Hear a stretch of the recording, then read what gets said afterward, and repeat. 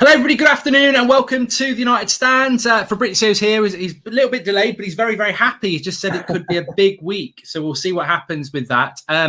We will start off first off, Fabrizio. Just I saw your video on about Sancho. A lot of people getting excited now because Ole Gunnar Solskjaer said yesterday that still waiting on a little bit of paperwork. That might have been why it wasn't announced late last week.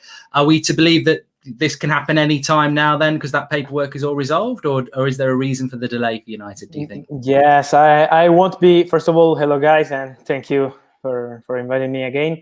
And yes, I don't see any problem. I'm told that the contract of Sancho with Manchester United has been signed. Medicals, as we know, last week have been completed. Now Manchester United are resolving the final things with Borussia Dortmund, but as yesterday the director of Borussia Dortmund, Michael Zorc, said, the deal is absolutely done. There is no problem. So they're working on the final things to complete every paperwork. And, you know, when you do this kind of business, you have to complete everything before signing. It's normal, but there is absolutely no problem. Sancho will be a Manchester United player in the next few days. I don't know when will be announced because they're planning for this announcement since many weeks. So we have to see what happens about the timing, but the contracts are signed. So there is absolutely no problem also with the player, also with his agents, because someone is asking me, Fabrizio, maybe there is some problem with the agents' fees. No. Everything is fine. Also with intermediaries, everyone in the deal is happy, and Sancho, we can consider Sancho a Manchester United player. Maybe he's maybe we've got him to learn the drums or something like that because we did the piano with Sanchez. So, you know, maybe he's taken a few days to learn an instrument or something. Yes, I saw your tweet. Yesterday. We talk about let's talk about Varane then, because when just before we went live, you were saying hopefully, you know, maybe the official bid goes in. We've had a little bit of, I would say, a bit of doom and gloom over yesterday. Some people, I think, misread a tweet from Jan Arge Fjortoft because he said that Varane's got the same agent as Ancelotti. Then there was a bit from Spain about Chelsea entering the race, but I'm confident this is going to happen. How are you feeling about the Varane deal? What's the latest on that? The feeling is really positive around Manchester United. Then you have to find the agreement, because we know since the Sancho story last summer that till you have the agreement, you have to be careful and wait. But they are preparing the official bid made to Real Madrid in the next days. I'm sure they're working on it.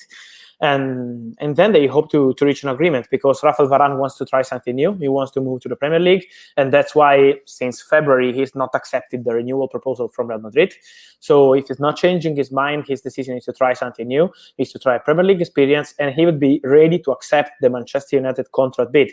They've been already talking with his agent. They told them how much they are offering, what kind of contract they're offering, and Varane is absolutely happy with this contract.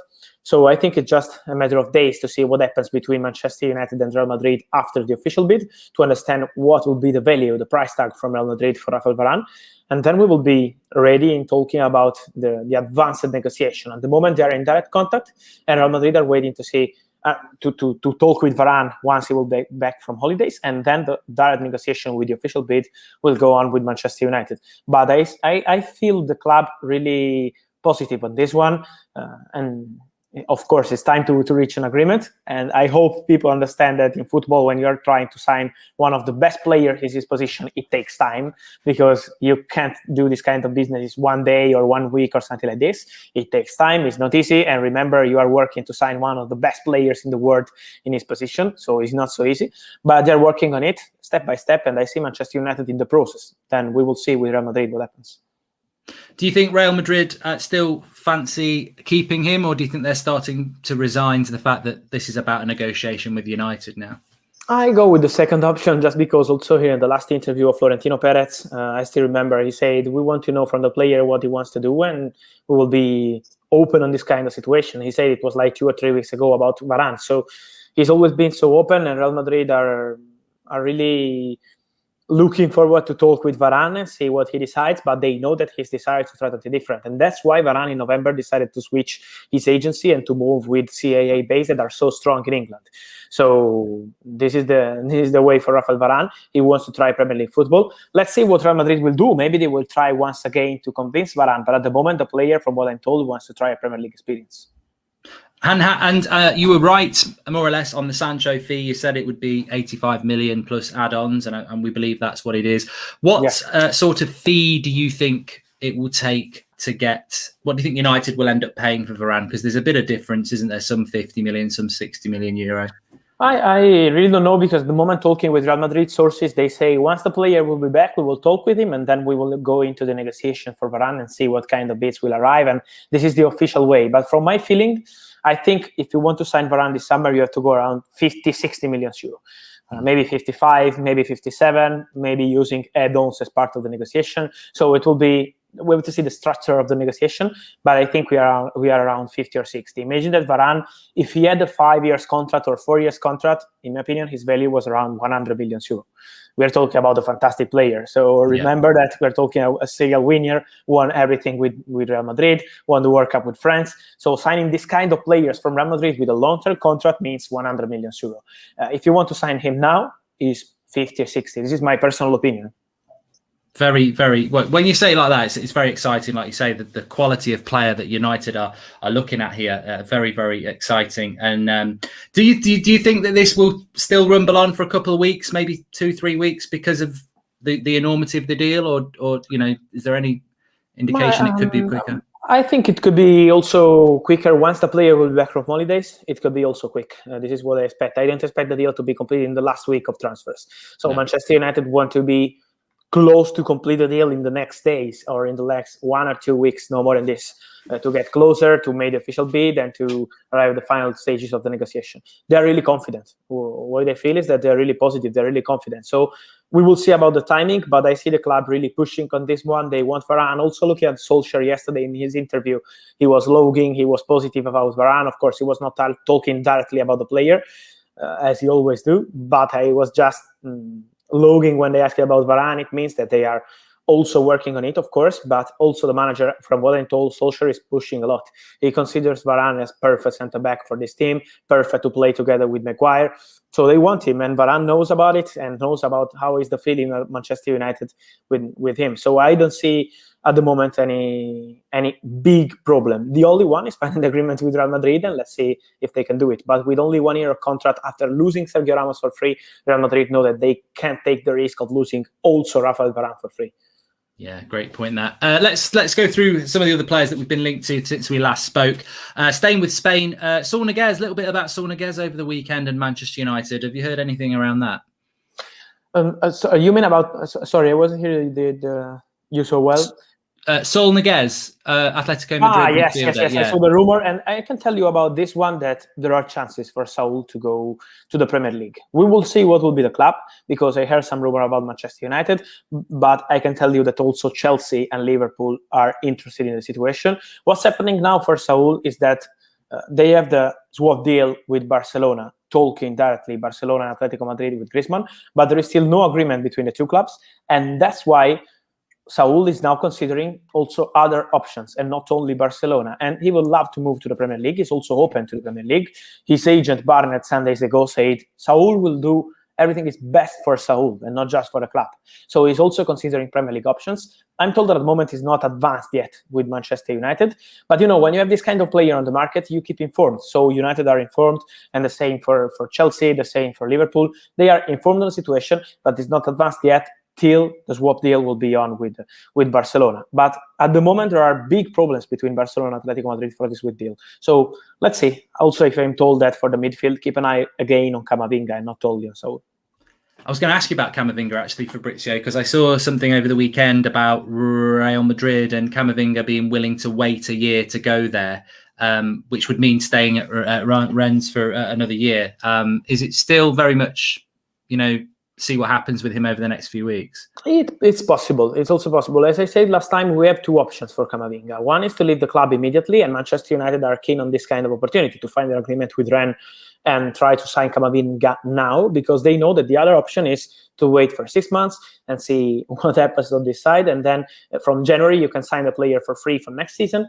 But in this case, you will have many clubs involved: Real Madrid, Barcelona, Paris Saint-Germain, so it won't be easy. It's up to Manchester United to see if now, after having direct contacts with Camavinga and also with Rennes, if they want to pay around 35 or maybe 40 million euro for a midfielder, or if they want to wait and be part of the race for next summer. But for sure, next summer, it will be really difficult for any club, because the player is not in a rush. He will be open to decide for the best project, for the best contract, of course. So it won't be so easy next summer. I think if they want to try this summer, they have the opportunity and they are talking for this one. But I think they want to wait to see what happens with Donny van de Beek and with Pogba. Yeah, it looks like United are looking at a midfielder after a centre-back then. So there's a few names there. Hopefully that will happen. I know that will please a lot of our viewers and myself as well, that we do want a centre defence midfielder. I don't know whether you saw today that West Ham apparently want up to £100 million for Declan Rice. So I don't know what it's quite quiet around Declan Rice actually, and Chelsea as well, because they've got a lot of money, but nothing seems to be moving around Rice or anything like that. Yes, it's quiet because, as you say, the price is so high. And the club still remember last summer when they offered I remember Chelsea was keen to offer around 75 million euro, and West Ham always said we want 85, 90. And now after his good Euros, they want around 100 million. So it will be really, really difficult to sign Declan Rice. It's true that Manchester United always had his name in their list. He's always been an appreciated player. This summer in particular, they were considering a move for Declan Rice. But now the price is so high. So I think it will be really difficult. Let's see. Maybe if some big player will move, they could try for Declan Rice. Well, that's exactly what I was going to ask you about. I saw this morning, I forget the name of the journalist, I'm really sorry about it, but it was a Barcelona outlet saying that they were linked with Donny van de Beek. And from what I was reading, it seemed to be a fairly decent outlet in Barcelona, I think it was. I know you've mentioned before, Pogba, van de Beek, they could leave. This would be really sad news. I'd hate to see Donny leave Manchester United after only 1 year, but that still very much could happen, I think. About leaving the club, I think there are chances for Van de Beek to leave the club. At the moment, I can tell you that before Paratici, the sport director of Juventus, moved from Juventus to Tottenham, Juventus were really keen on Van de Beek. They were planning to move this summer for Donny van de Beek, and then the director of football changed it, and that's why at the moment it's absolutely quiet and there is nothing. But they were interested in Van de Beek. So I think there are some options for him. Arsenal, no. Real Madrid, no. He won't take part in the deal of Varane. I also saw this rumor from Spain, but it's not true. But Van de Beek will not be included in the negotiation. Let's see what happens with other clubs, but there are chances for him to leave. At the moment, I would say it's around 50-50 for Donny van de Beek, because the player will be also happy to stay and to show his skills. But if Manchester United will decide to sign another midfielder, maybe Saul, maybe Camavinga, or another one, they will decide. In this case, Van de Beek will be prepared to leave the club. I'll be very sad if it does happen, Fabrizio, but that's football, I suppose. I agree with you. I agree with you. Well, we spoke a year ago about Van de Beek, didn't we? And it was a good couple of months before it actually happened, and then it did happen. So I'd be very sad. One player that was mentioned by Ollie yesterday that has been part of his future plans, but we don't necessarily believe him, is Jesse Lingard, because we've got so many attacking players. He had been mentioned, I think, in relation to maybe a move abroad, and I think you might have mentioned that to us last week. And West Ham, is that looking like Lingard staying now, or is it still very much up in the air? At the moment, from what I'm told, the situation with West Ham is that they have still no agreement on payment terms. So that's why it's not easy for West Ham to afford Lingard.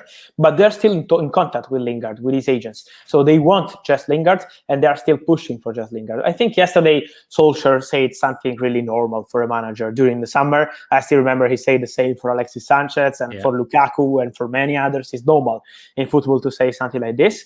But if the right bid will arrive, I think Manchester United will be prepared to sell Lingard. If not, the player, as yesterday Solskjaer said, he has been really professional. Maybe now also his mentality is a bit different after having such a good time at West Ham. So he has also chances to stay, but West Ham are still working on it. It's not easy at the moment. There is still no agreement at the moment, but West Ham are still keen on just Lingard. There's a great deal there. I can see it. It's Declan Rice for Jesse Lingard. Straight swap. Yes. We'd be very happy with that. I don't think West Ham would be, but there we go. Just two questions. One about the right backs, which Trippier, Atletico Madrid want a good fee. I saw over the weekend they want a good fee, and also Delot, Real Madrid, Everton. They sort of fit in together. What's the situation with those two at the moment, Delot and Trippier? With Trippier, from what I'm told, I see a lot of reports about this because it's true that Manchester United are in direct contact with his agents. The agents of Trippier are the same agents of Varane, so it's normal they're talking about both players. But at the moment, it's not advanced yet with Atletico Madrid because Atletico Madrid wants around 40 million euro for Kieran Trippier. And let's see if the price will change the next day. Maybe yes, in transfer market many times happens. You ask a price from July and then at the last weeks of August, the price is different. But for sure, the player would be open to join Manchester United and to come back to England. But at the moment, it's not advanced yet between the two clubs. So we have to see on this side. And as I say last time, Diogo Dalot will be key to understand what's happening for right back for Manchester United. Because also on Diogo Dalot, I see a lot of reports from Italy saying that AC Milan are working to sign him on loan with buy option. But at the moment, Manchester United are not accepting this kind of bid. They are not accepting a simple loan with buy option. Maybe with buy obligation, yes. In this case, it's a possibility, but with only buy option, Manchester United are not accepting. So I think that this one will not be easy. Keep an eye on Everton, yes, but at the moment it's not advanced from what I'm told with Diogo Dalot. And about Real Madrid, I don't see Real Madrid signing another right back. I don't see them signing another right back because they're happy with the players they have. It's true that Ancelotti loves Dalot. Ancelotti loves Diogo Dalot and is convinced that he will be one of the best right backs in the future in European football. But at the moment, he's not advanced with Real Madrid because they're not looking to sign a right back now. And we will see. Ole Gunnar Solskjaer, if you're listening, if Ancelotti thinks Dalot could be one of the best right backs in the world, let's stick with Dalot and not get Trippier. And then my final thing was just going to be about Paul Pogba. I mean, I don't know whether there's any. He's on holiday, isn't he? But talk over the weekend. I think it's from L'Equipe in France saying that Paul Pogba is becoming more and more seduced by a move to PSG. I don't have the same info, to be honest. I'm told that Paris Saint-Germain are interested in Pogba, of course. They like the player as they like Camavinga. We know they are maybe the stronger club in the world in this moment on the transfer market. So, yeah, look at many players. But I'm told that it's not so advanced with Paris Saint-Germain at the moment. Then we will see maybe in the next weeks. But at the moment, it's not so advanced for Pogba. He's still talking with Manchester United on his contract. We will see. But I think it won't be really easy to sign Pogba this summer. I think will be really, really complicated because Manchester United want to try and to fight to keep the player and to negotiate a new contract with him. Then we will see. For sure, I would say that it's true that Paris Saint-Germain are interested in the player, but at the moment, from what I'm told, it's not advanced. It is not like Pogba pushing and pushing to leave the club immediately to join Paris Saint-Germain. At the moment, we will see when he will be back and what they will decide. But at the moment, the situation is still not so advanced with Paris Saint-Germain. And I'm really curious to see what happens with Pogba because it's not so easy to see Pogba is leaving. Well, I suppose if he's got a good relationship with Varane and, we know he's worked with Sancho on the Pepsi deals and that, he might just think, let's see how it goes for a few months, hopefully at Manchester United and sign a new deal there. I hope for you because I think when Pogba is happy about playing football in the right conditions, and now Manchester United have a fantastic team because if you sign Sancho, you sign Sancho. But if you sign also Varane, if you had this kind of team with another year of experience after last season, team is really strong. It's really different from 3 or 4 years ago. So also Pogba enjoying football at Manchester United could be fantastic. Imagine what kind of team with Pogba and with this kind of players. Yeah, 100%. Well, look, Fabrizio, I know you're a very busy man, and I very much appreciate you hopping on for us for 20 minutes again, as you did, as you have done a few times this summer. And hopefully this will be a big week. And next time we speak, we'll be talking about buying a centre midfielder or something like that. I hope for you. I think there are chances to get closer. I don't know if they will complete the deal this summer, but I think there are chances to get closer. They're working on it. And so we talk next week and we will see. Okay. Thank you very much, Fabrizio. You take care. Thank you. Thanks a lot. Bye. Thank you very much. Well, thank you very much to Fabrizio there. I'll just summarize what we've been speaking about in case any of you missed some of the video. Let me just remove to that. There we go. Let's get that there. Let's get the comments back. So look, literally there wasn't a lot of time between me talking to Fabrizio and then going live because he was running a little bit late, but he did come on unprompted, feeling a big week for Manchester United around Varane, and you got that during the video as well. So let's see. I mean, I did say to him, look, have Real Madrid resigned themselves? Well, I said, do Real Madrid still think they can keep Varane, or do you think they've resigned themselves to the fact that he's going? And Romano, in his own words, said I'd go with the latter option, which is Real Madrid looking more resigned to the fact that he's going. Varane's looking very, very confident. I'm not gonna change from 90%, 95%, whatever you want to call it. I'm very confident that deal is going to happen. Saul Niguez, interesting. I mean, I said on the show this morning, for me, this is a bit like Nicola Gayton. It's just a story that gets rolled up. But obviously Saul, as Fabrizio calls him, and he probably does pronounce it better than me. I'm thinking of that bloody knockoff from Breaking Bad, aren't I? Better call Saul. Saul Niguez, looking like, well, obviously working on a deal with Barcelona involving Griezmann, but that's not easy. And there are Premier League clubs interested. So look, I don't think United can get Saul Niguez. I don't think we can get him, because I think he'd be quite expensive as well. So I don't think we can do that. But the Camavinga story, very much open. Fabrizio not closing that door, very much still open with that. Jesse Lingard, Fabrizio himself saying, look at what Ali said about Sanchez. Look at what he said about Lukaku. Very professional, but the players still leave. West Ham still want Jesse, so we'll see what happens with that. Dalot, I just feel, I know Fabrizio's a fan of Dalot, and I know a lot of you are a fan of Dalot. I just feel that with Dalot, maybe we should be giving him a go. Instead of spending 15, 20, 25 million on Trippier, maybe we should be giving Dalot a go, because if someone like Ancelotti really likes him, and other managers really like him, there's something in there with Dalot. I don't know. With Donny van der Beek, Kunbi, thank you very much. Get your questions in, because if you've joined in a bit late, you might have missed all the quick update we did with Fabrizio there. With Donny van der Beek, Fabrizio's word himself, 50-50 on Donny van der Beek being at United into next season. He mentioned Juventus wanted to make a move for him this summer, but their director of football has now left. So Donny van der Beek, very much possibilities around him leaving this summer. I would be gutted. I did a video with Fabrizio last summer, about 2 months before we bought Donny, and I remember asking the question. I said, anything about Donny? And he said, nothing at the moment. And we both went on to say about what a good player he is and how he'd be good signing for United. He came to United. That's not happened because we've not used him correctly. I don't want to sell a player that doesn't work correctly. Kagawa really disappointed me because I thought he was going to be good, but he got opportunities. I don't feel that Donny's had enough opportunities, but when he's had opportunities, he's looked good. I don't want Donny to go, but it's worrying. It's worrying me that we are not getting any clarity on what's happening with Van der Beek. And it seems to me, what I've been saying for weeks, I think Van der Beek wants to stay. I think United are looking to sell. There's been too many different reports about Donny this summer from too many different sources. I think United are trying to sell him. I do. And I don't want that to happen. I really don't. So, yeah, Varane, as we said, this is going to be about the fee. Hopefully an official bid will go in this week. Even Fabrizio said himself that himself. And this coincides with Varane coming back from his holiday, which we know Pogba's coming back this week as well. So let's see what happens with Varane. Interest around that. Pogba, look, Fabrizio's not heard anything about Pogba that's anything new there. PSG are interested, but I sense from the last 2 weeks that we've spoken to Fabrizio that there's actually some hope that Pogba will be a Manchester United player here next season. I've always said I think he'll run his contract down, and I think that is probably going to be the right thing. He will be here next year, and Man United are going to gamble on trying to get him to sign a new contract. We'll see what happens. What else? Let's have a quick look in here. We spoke about Van der Beek. We spoke about Dalot. We spoke about who else did we speak about? We spoke about Trippier. So Trippier, as I said, with Trippier, I think this deal is going to go to the end of August, and it looks like that's what's going to happen.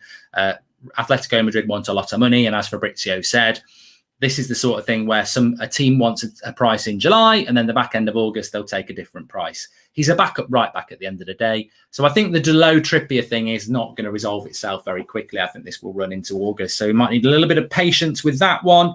We spoke about Lingard, didn't we, as well? We spoke about Sancho. So I think with Sancho, it's there to be done. I mean, this could be announced at 5 o'clock today. It could be 5 o'clock in bloody late August. Who knows when we'll announce it? Sancho probably would have scored his first goal before we announce it. It'd be like Van Persie. We've never said goodbye to Van Persie on Twitter, did we? So I don't know. I don't know when we're going to announce Sancho, but as Fabrizio has said a few times, United have been working on this deal for quite some time, and it will be a big announcement. My only issue with Sancho, as I said this morning, is that the big announcement is somewhat.